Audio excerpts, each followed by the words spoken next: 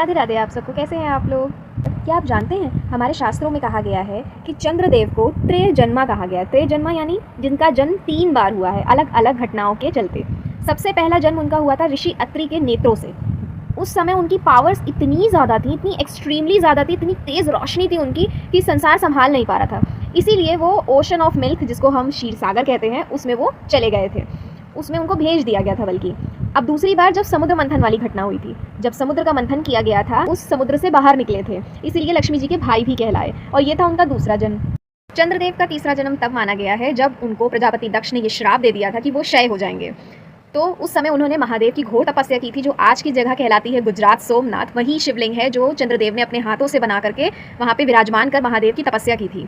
महादेव ने प्रसन्न होकर उनसे वरदान मांगने को कहा, तो उन्होंने कहा कि मेरे श्राप को हटा दीजिए। तो उन्होंने कहा श्राप को तो मैं नहीं हटा सकता, लेकिन हाँ उसमें कुछ परिवर्तन कर सकता हूँ। तो परिवर्तन में ये किया गया कि 15 दिन कृष्ण पक्ष में वो क्षय रहेंगे और शुक्ल पक्ष में वो उदय रहेंगे।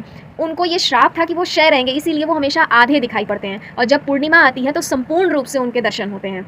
इसी तरीके से महादेव ने उनको अपने शीश पर धारण किया, जिसमें हम लोग कहते हैं ना भाले शशिधारी।